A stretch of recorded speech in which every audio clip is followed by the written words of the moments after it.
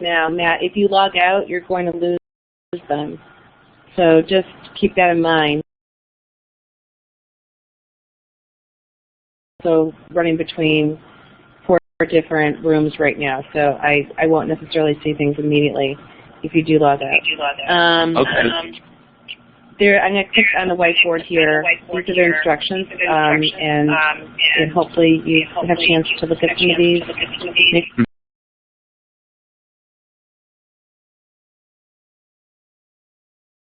We'll go through these slides. You need to put the presenter's name and title here. And I think you can edit it by clicking on the whiteboard tool. There's a text box, and then you draw a text box and you write your name and your title in there. That's how you edit the slide. Okay. Then there's a reminder for us to start the recording. I'll do some special things to our sponsors.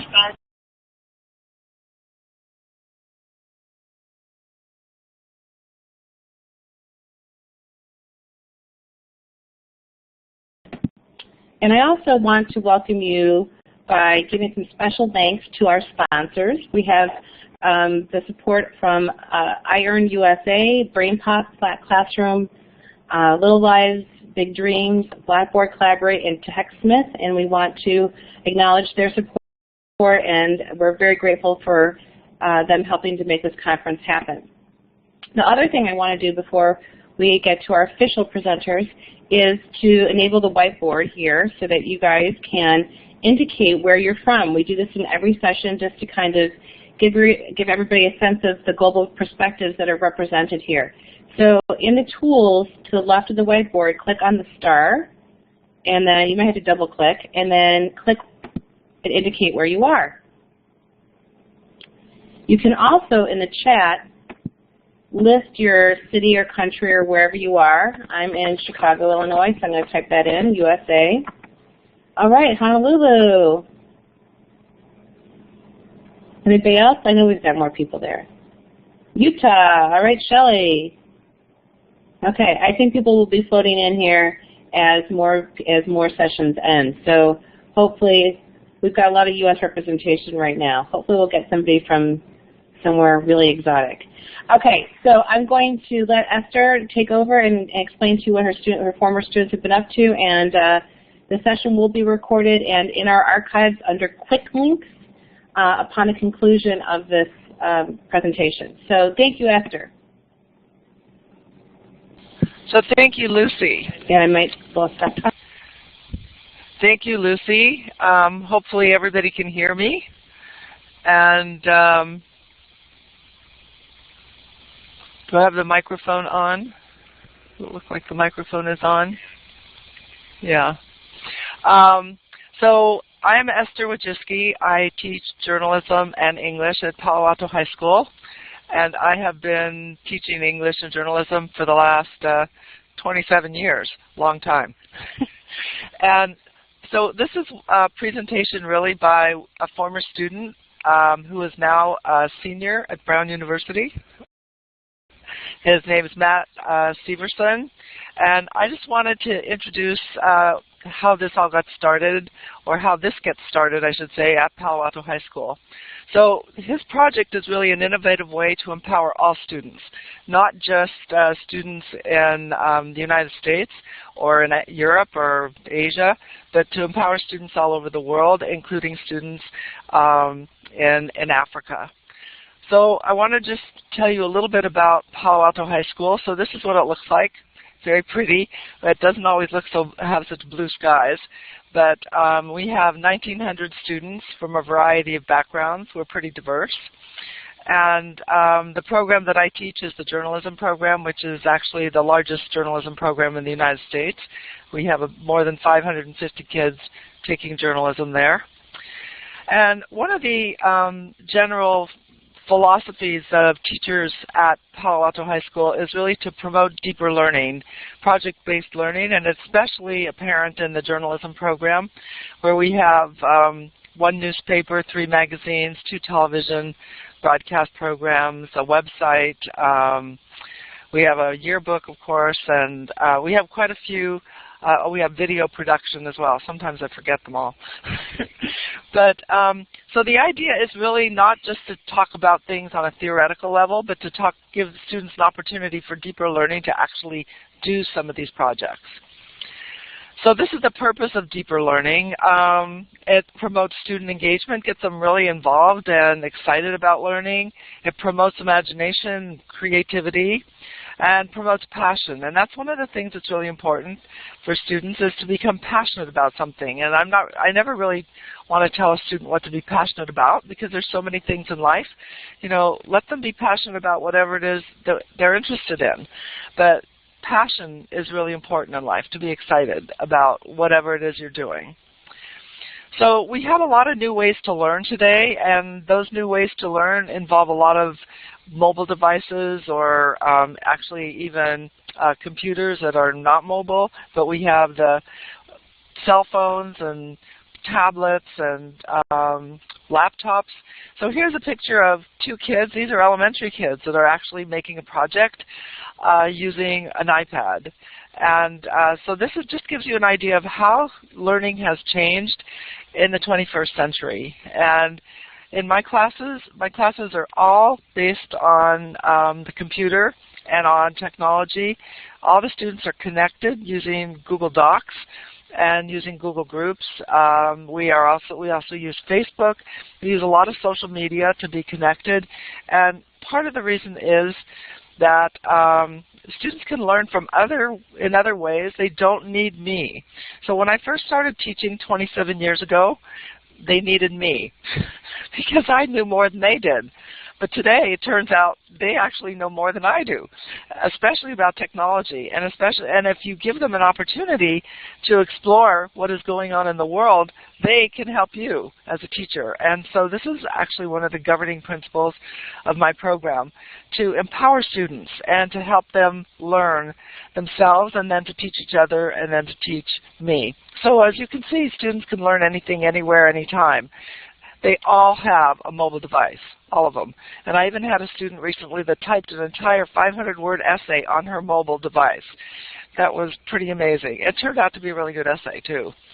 But so we need to make sure that we don't ban these devices in schools, but we enable students to use them in a way that actually helps them learn.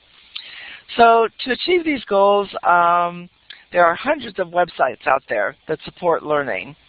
And let me just show you, some of them are labeled OER. I don't know how many of you know what OER is. OER is Open Educational Resources.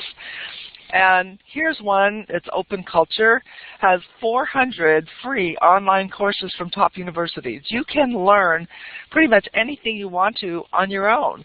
They also have audiobooks. You can download those to your iPad, to your iPhone or to your Android phone. They have free movies, free textbooks, free language lessons.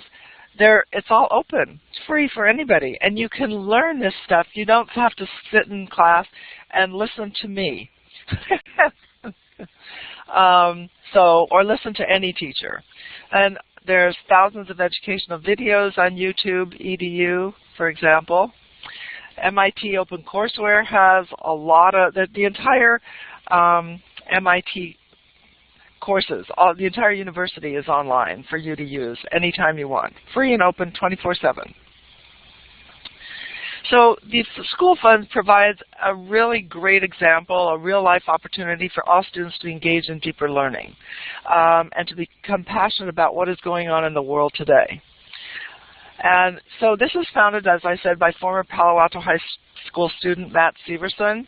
And he has an amazing goal. And so at this point, actually, I'd like to introduce Matt and to let him tell you a little bit about his project. Then later on, we're going to have two of my students who are sitting right next to me here at Palo Alto High School. We have a club now where we're supporting this project, the School Fund. It's particularly inspirational, and so I hope you'll find it something that you might want to do at your school or personally yourself. So I'll let Matt continue from here. Great, thanks so much, Woj. And I'm going to just turn on the video camera for a second to say hi, but I'll turn it off so the internet doesn't lag too much. But Waj, I graduated from Brown last year, remember? I'm actually working at Google now, and I'm here in the New York office on my first business trip, actually. So this project, the school fund that Waj has introduced,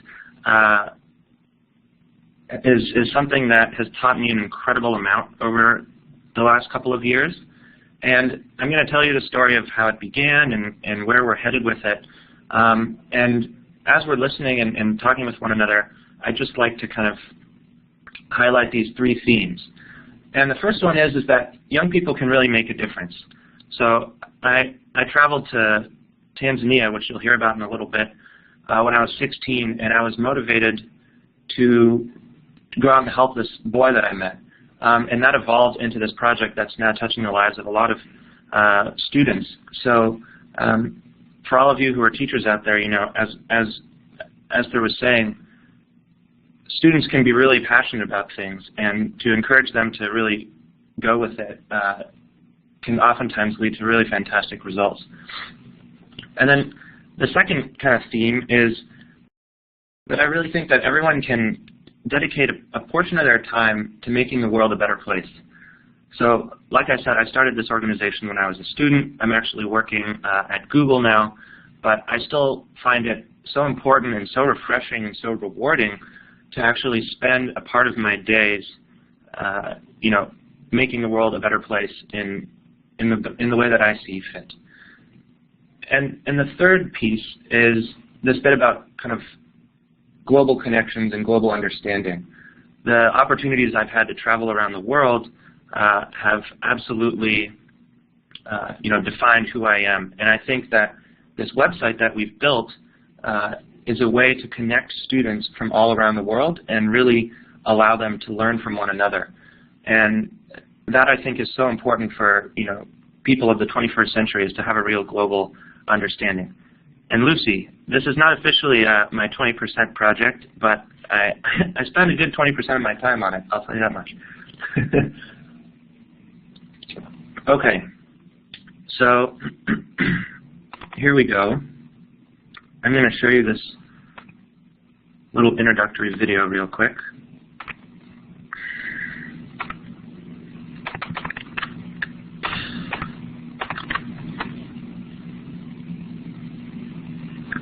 Welcome to the developing country. Of the 1.2 billion children in our world today, 70 million cannot afford to pay for school. It could be the cost of a uniform, tuition, or books. And it's these minimal fees, as little as $150 per year, that keep students at home. In menial jobs, on the streets. We want to help build a world where any student, no matter where they are born, has the opportunity to attend school. And where any school, no matter where it is built, can offer its students the experiences and education they want and deserve. We are building this world through a website. A place where individuals come together and share their stories and dreams for a brighter tomorrow. It's in 12 countries in just 2 years, and it's growing faster and faster. Its hopes, and dreams, and ambitions in its truest form. We began with one student in one village, and you can too. Join us and change the world, one life at a time.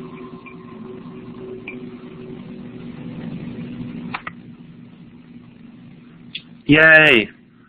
So that was the video. And actually, Clara and I were both in it there at the very end.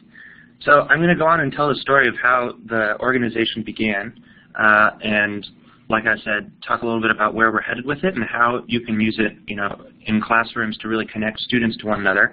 And then I'm going to turn it over to my two buddies, Clara and Cole, who are going to talk about exactly what they've been doing at Palo Alto High School with this project. So here we go. In 2007, when I was graduating from high school, I traveled to Tanzania, and I met this little boy, John Meadow, who's here on the left. I've still got my little sun pointer, so I'm going to use it. And he was graduating from primary school at the time, and I met him outside of our hotel. He was cutting the grass for his family cow, and I went over and started talking with him. And he spoke maybe 10 words of English, but he motioned for me to come home to his house and meet his family. And so that's exactly what I did. This is his house over here, actually, on the right. And it was basically a little mud hut and a tarp at the time.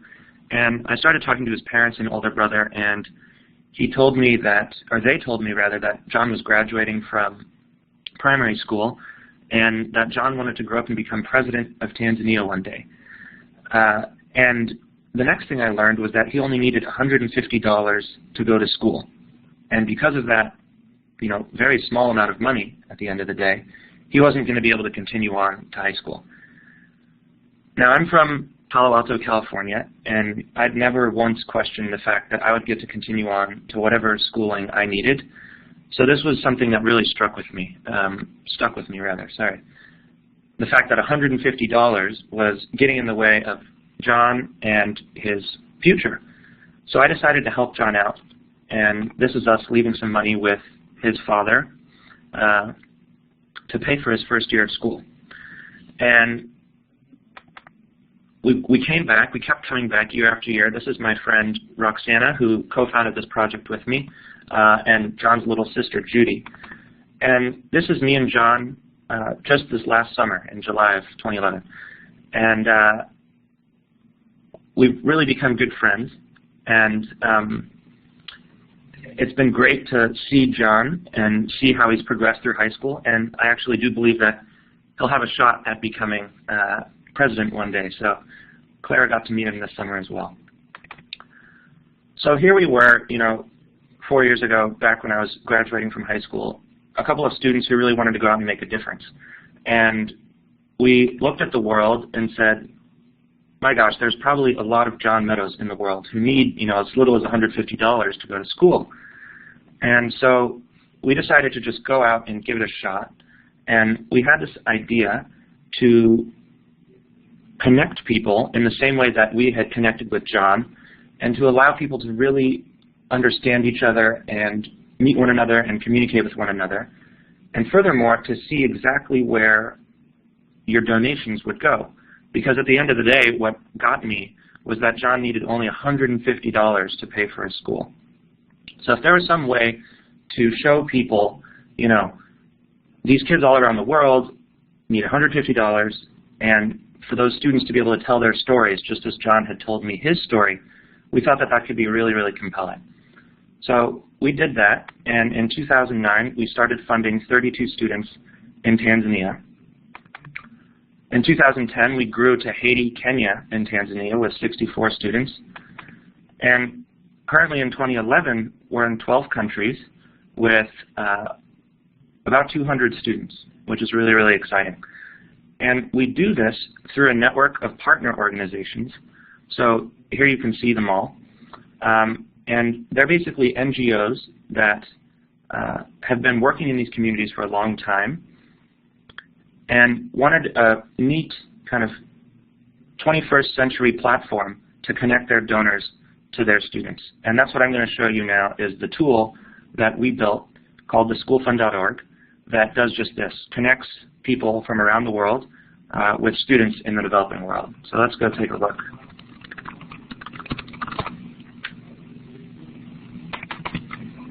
Welcome to Developing Country. And you guys feel free to chat any questions if you want while we're talking here. So here it is. This is the platform. And what we've done is we've made this a very personal process. And so you can come in here, you can see students who want to grow up and become teachers or doctors or pilots, etc. And let's say we want to fund a student who wants to be a pilot. So we'll click on pilot. And we like to show this little girl, Chiku. You'll see why in a sec. And each student has a profile here. And when we click this purple button, you see exactly what each student needs to go to school. And you can fund them in any amount.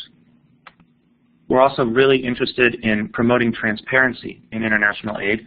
So we've gathered receipts for every student that receives money on our site. So you can see, the school has received $113 for Chiku's schooling last year. And the best part is this journal, where students and funders can actually communicate with one another. And this is where we really see the potential for some amazing dialogue between students in the US and students all around the developing world.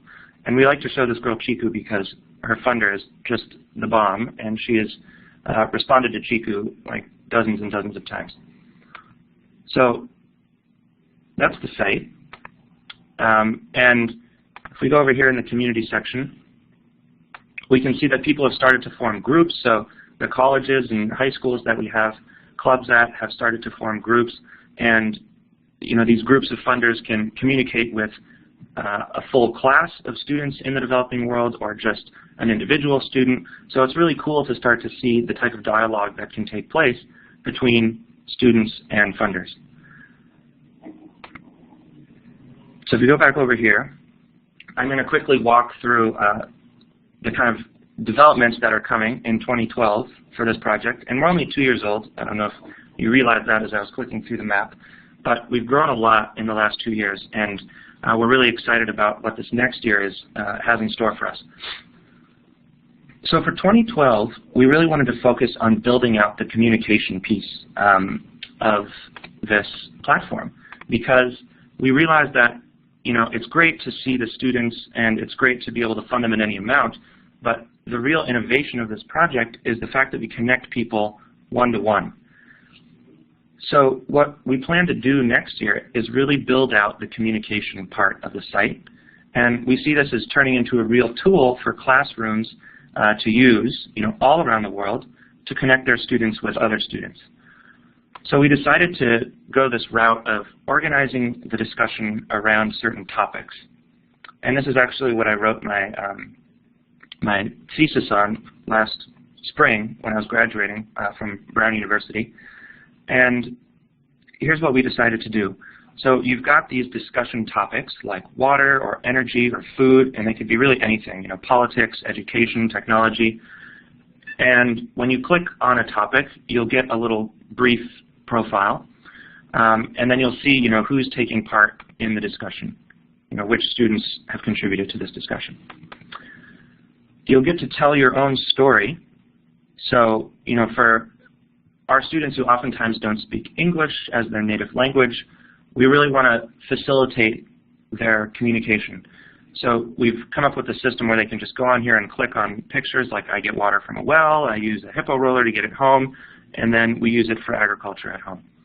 So the idea here is to really simplify the communication, and all this information will get compiled into a little story.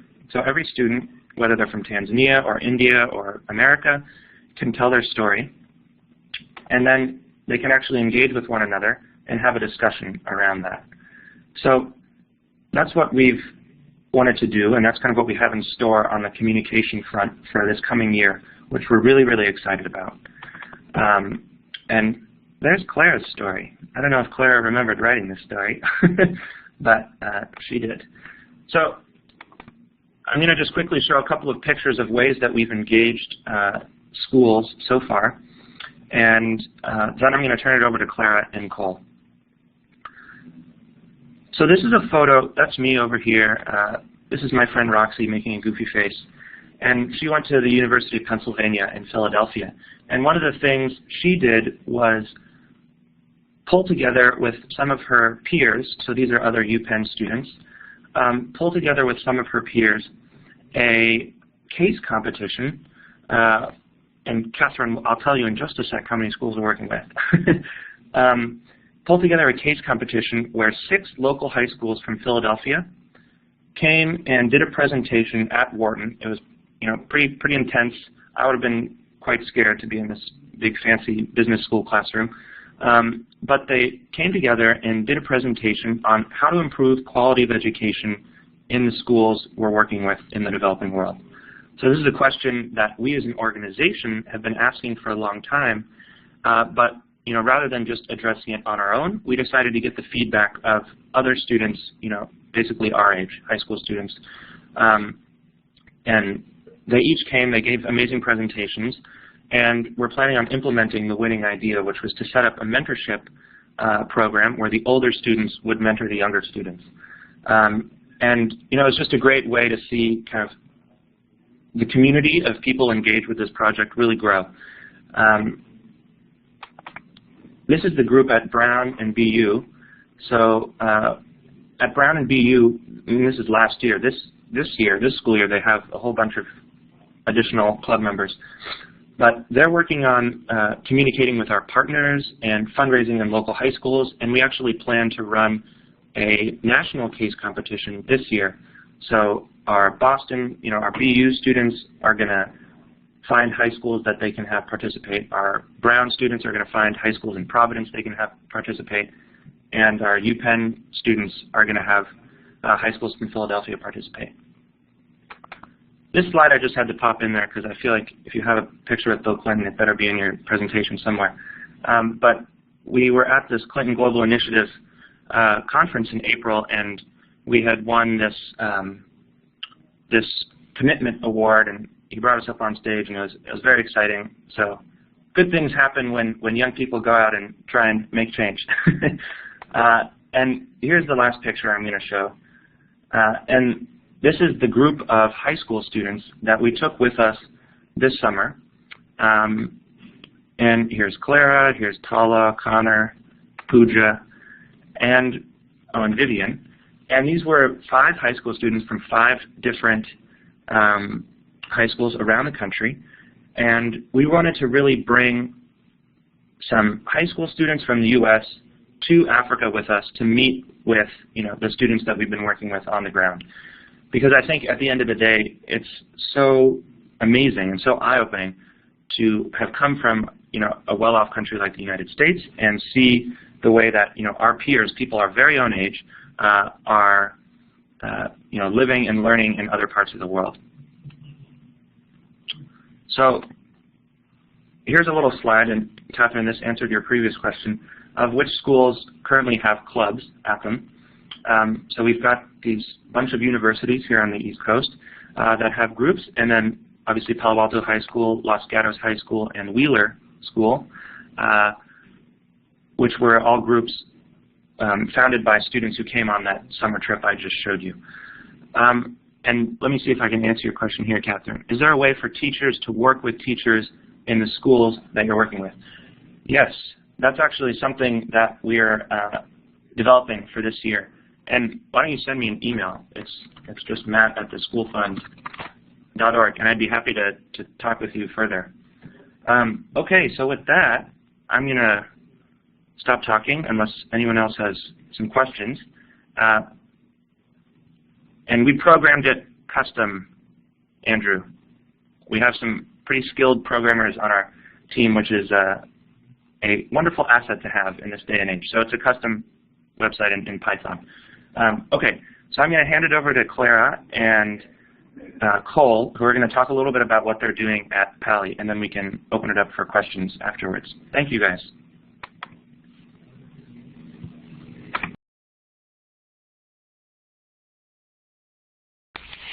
Hi everyone, my name's Clara Chang, and I'm the president of the School Fund Club at Pali.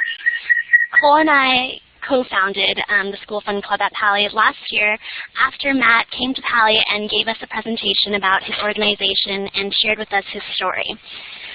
This summer, I actually had the honor of traveling to Tanzania with the School Fund on an internship for 3 weeks. And here is a picture of us 5, on top of this giant rock in Iringa, Tanzania. So as interns, we were responsible for interviewing Tanzanian students about their lives, their interests, their school, their family lives. And the end goal was to write a bio for each of the students for funders to read and kind of get just like a better idea of who each student is. In this photo, I'm talking to two amazing girls, Tunu and Eliza. On the left, Eliza, she wants to be a journalist, and Tunu on the right wants to be a lawyer. Both of these girls are very driven, and they firmly believe that education is the best way for them to reach their goals and better their lives. But besides writing these bios, what we really wanted to create was sort of like a cross-cultural exchange. So we encouraged these students to ask us questions too, and ask us about our lives in America, what our school is like, and many of these people were very curious about how we live. Talking to these students was actually an amazing experience. It was really fascinating to learn about a whole different culture and compare the different aspects of our lives. At times, it was also really eye-opening. I remember when I was talking to Ramadani, one of the students, he asked me how I get to school each day. And I told him I make about a 5-minute drive. When I asked him how he gets to school every day, he told me that he walks 2 hours to get to school.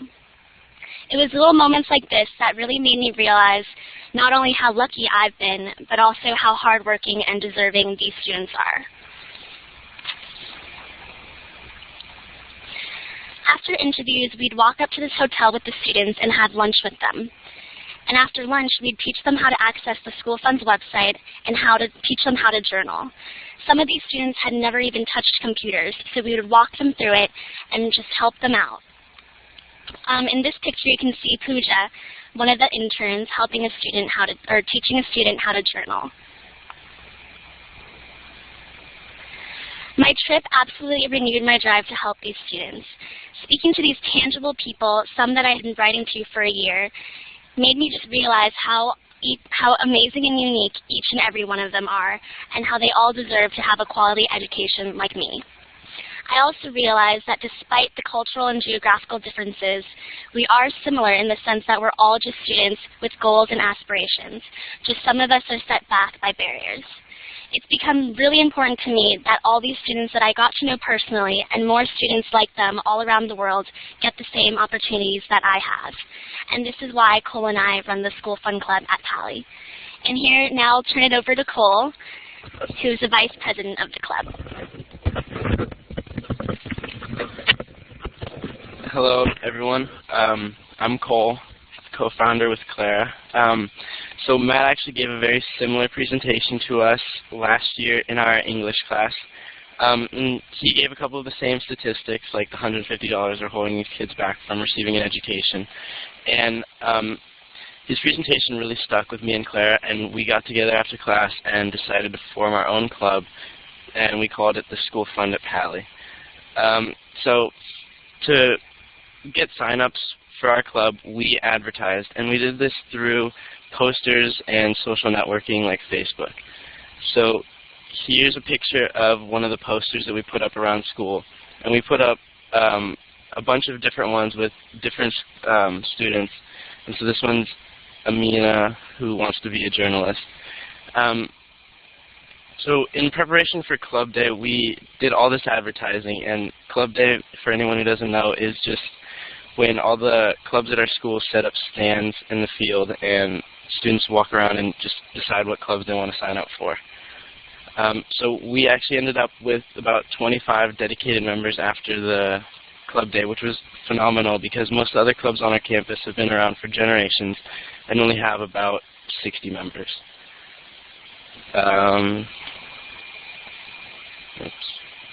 So here's a picture of our 2012 club, or 2011, and you can see all the t-shirts that we have, and Clara in the front and me on the right.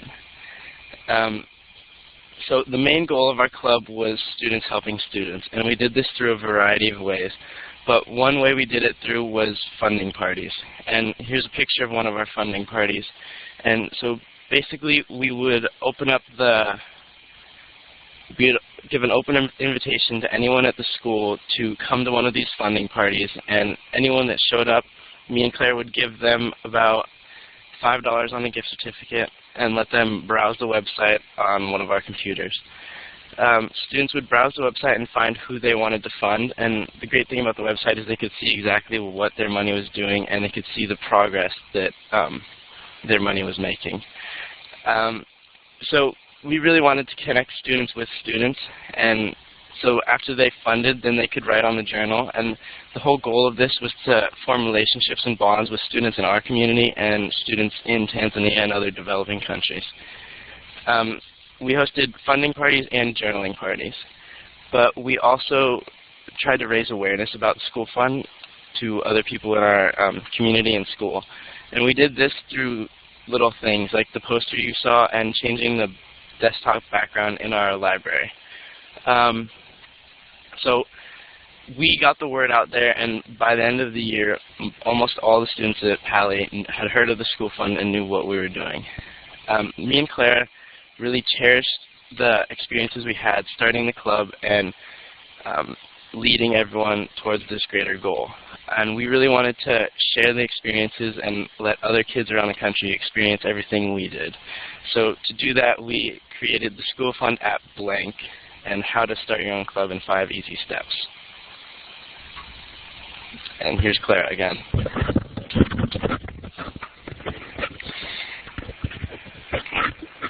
So like Cole said, we really just wanted to show everybody how easy it is to start a club and connect students at your school to students on the School Fund's website. So step 1, we said, was to contact Christy, who's the VP of Outreach at the School Fund, to get started. And she can provide you lots of different materials to jumpstart your club, such as flyers, and you'll see in a later slide what we mean. So step 2 is you want to find an enthusiastic advisor like Woj, who's ours, and you really need this person to be in your corner, and on your side to help troubleshoot and navigate any legal problems or any school problems, any school policies you guys might have.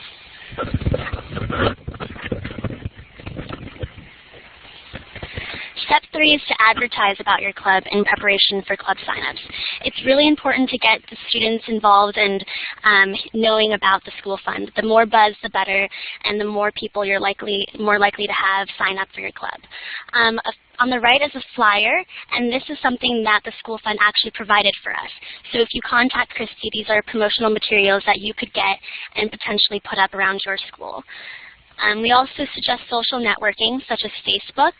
That's a great way to get students involved. Or you could use school announcements as well. Okay, and step 4 is you want to collect emails and names of potential club members. And you want to do this in preparation for your school's equivalent of Club Day, when kids will be signing up.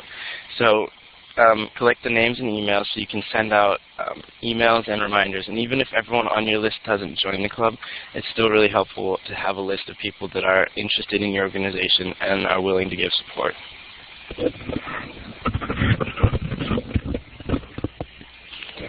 Step 5, you then invite potential club members to an introductory meeting. Again, you want to use as many announcements, flyers, and social networking as possible to get the word out. And don't forget to send reminders. A lot of students are busy, so they may not always keep track of their schedules. And here's a quick little checklist for your first introductory meeting. Me and Clara always have some sort of food, like something quick and easy like takeout or pizza, to bring people to it and to keep people engaged. A good thing to start off with is the 1-minute promo video like you saw at the beginning of Matt's presentation, because I think it really conveys quickly what the School Fund's about and how powerful it is and how quickly it's growing. And then you really want to give a tour of the School Fund's website, because that's what sets the School Fund apart and why it's so special.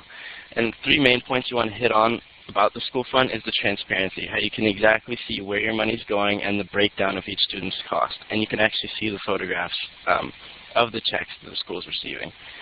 Another thing you want to hit on is the journaling aspect, because this really allows students to form connections with the people they're helping and makes the whole thing a much more human experience.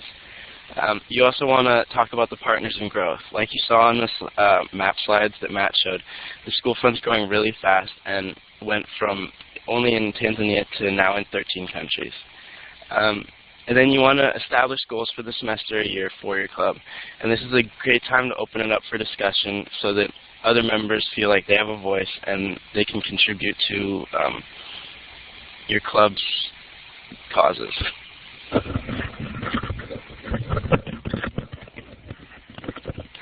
So after you have your first introductory meeting, Cole and I think it'd be a good idea to pair club members with school fund students to start your monthly journaling.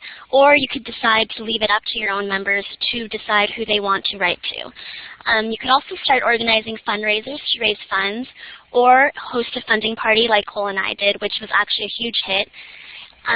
You could also host an educational presentation, which would really focus on spreading awareness of this educational injustice.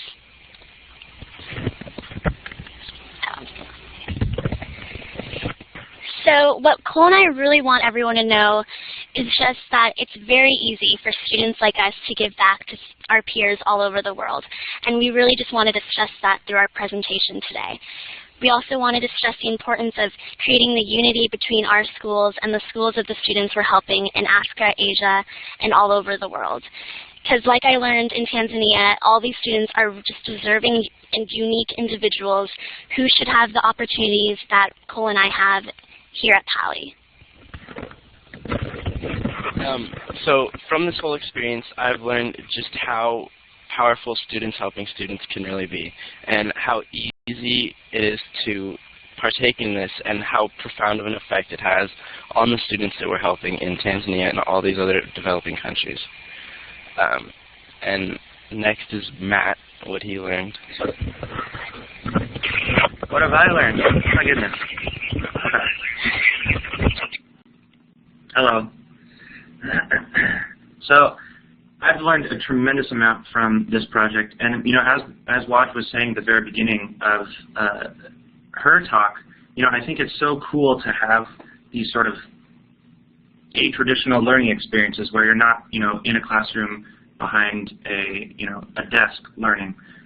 You can really go out there and make something, and you find something that you're really passionate about, and you just give it a shot, and it can end up touching a lot of lives at the end of the day. And you get to meet some amazing people, and connect with great fellow students like Clara and Cole, and you can end up learning while also making the world a better place, which is just really, really special, I think. So as we said, if you're interested in getting involved with this project, you can go to this URL here, theschoolfund.org/schools, and Christy's email is all over that page. Christy is our VP of Outreach, and she'd be happy to bring you up to speed if you're interested in connecting your students with students in other parts of the world. So, Waj, did you want to say one last thing on your end? I guess I'll sign off and say thank you, everyone. So what I would like to say is, can you see what an amazing project this is by students and how they are changing the world? And it can happen in any high school in the world, actually, any high school in the United States or other parts of the world. Teachers just need to empower their students, help them learn themselves. And instead of just, telling them how to do it, let them actually do it and enable them. So if you have any questions about how to get this started in your school, or any questions about how it has been working, we would love to help you. So just send me an email. You can send me an email easily too. I'm esther@creativecommons.org. Or you can send Matt an email, matt@theschoolfund.org, and we would be very happy to help you get started. So does anybody have any other questions? We'd be happy to answer your questions. Don't see any questions here on the chat. It's Lucy. If you want to raise your hand by clicking on the hand right underneath the participants label where all of our names are listed, that way we can call on you. or you can type your question into the chat and we'll attempt to answer your question.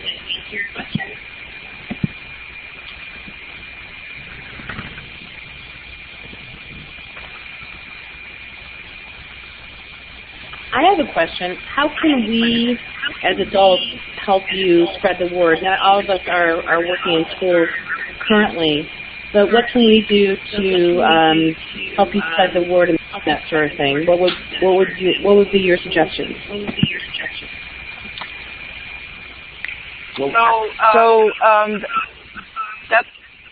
That's a great question, and I think one of the things that could help would be to spread the idea and the name to teacher organizations. So like, for example, the social studies teachers organization or English teachers organizations, or even at conferences like ESTHER, that would be really helpful to show teachers how beneficial this can be, not only for their curriculum and their instruction, but how beneficial this can be for their students to get involved in something like this, and how this actually transforms the lives of students in Africa, actually transforms the lives of students that are participating in the project.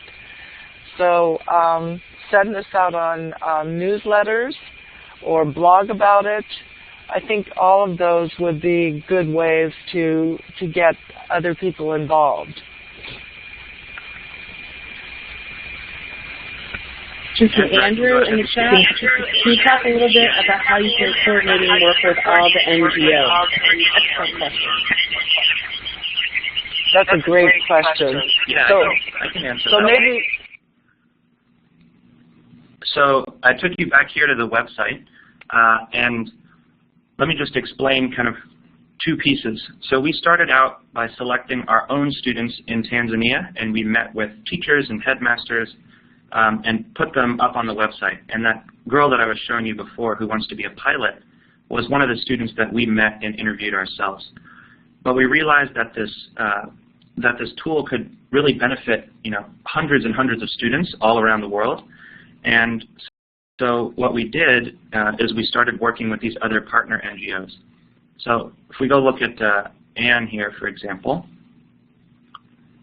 you'll see that right by her name it says Partner Organization. And if we click on this link, it'll take you out to the list of partners that we're currently working with. And we have a whole team of people. I don't know if you remember, but when I was showing the photo of the students at Brown University, a good number of them manage our relationships with these partners, and these partners basically send us all the profile information for students, and we vet these partners. Obviously, we have a set of criteria we use, but once we've agreed to work with a partner, we put these partner students up on our website, and that's how we've ended up in all of these countries so quickly, in just 12 countries in just 2 years. So, hope that answered it. Great.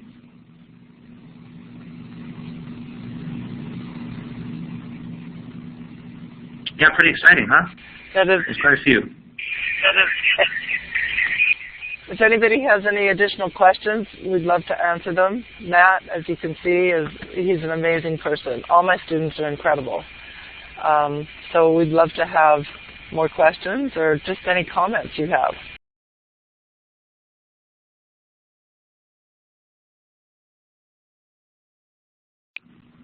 I might as well just point you to this section of the website, but if you're interested in getting involved, either as a teacher or a student, you can come to this part of the site, and that's the link we had at the end of the presentation there, theschoolfund.org/schools, and it talks about how you can start a club and how you can use the school fund in classrooms. So that ought to help you out. A question from Rushton. Rushton says, where do these students hope to take what they've learned from here? Well, I think that's a great question, and maybe one of the students would like to answer that. Clara, would you like to answer where you would like to take what you've learned from here in college or in life? And Cole, maybe you can have a chance too.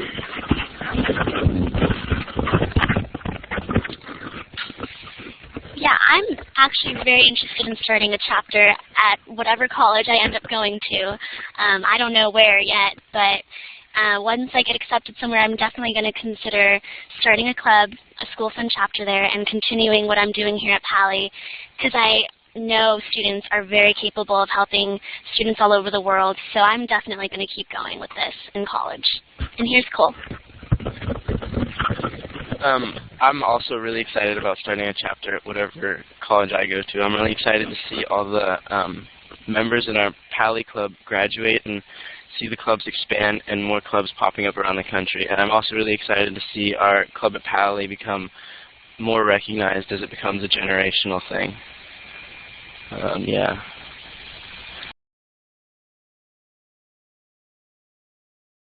Also, I guess I should have mentioned, I forgot that Matt actually already graduated from Brown. And that's what happens when you have a lot of students.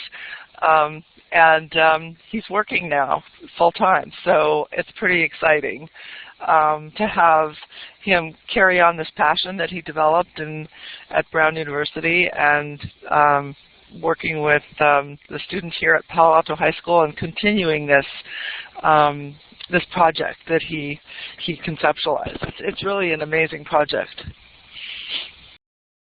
Let's see.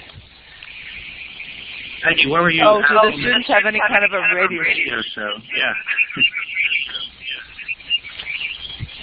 Yeah. So our students do not have a radio show, but we have television shows. We have 2 that we broadcast to the school every day. We have a website. We are going to be writing about this. We already wrote about it in the student newspaper, but we will be promoting it even further, both on the website. And we do have podcasts on the website, but we don't have a radio show.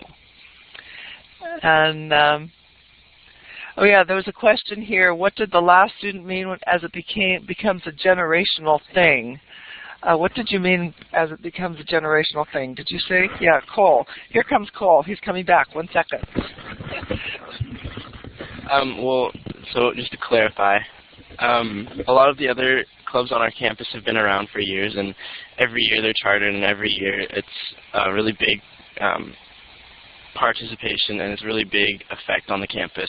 So I'm excited for our club to become one of those and to become one of the main clubs at Palo that's really recognized and comes every year. But, yeah.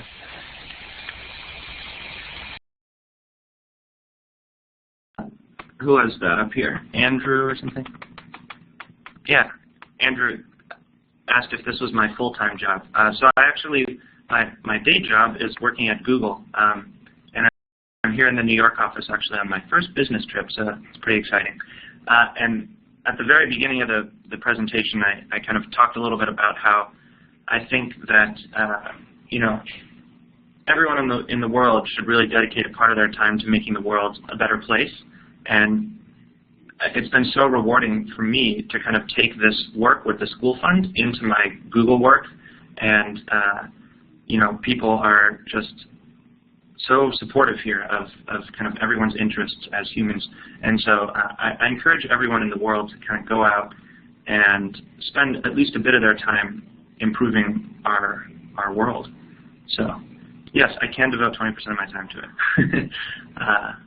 But this isn't my official 20% project. And I'm doing Lucy, to answer your question, what do I do at Google? I'm doing a program for people who've just graduated from college in HR. And so we do this rotational thing. Every 9 months we're moved to a new team. And the first team that I'm on is actually Google EDU. And I'm pretty sure they placed me in this team because of my work with this nonprofit and education that I've done in the past. But our team does all of the training and learning that takes place here at Google. So it's kind of neat to come up with new ways for disseminating information to a truly global audience. I mean, Google has tens of thousands of employees all around the world, so that's been kind of cool.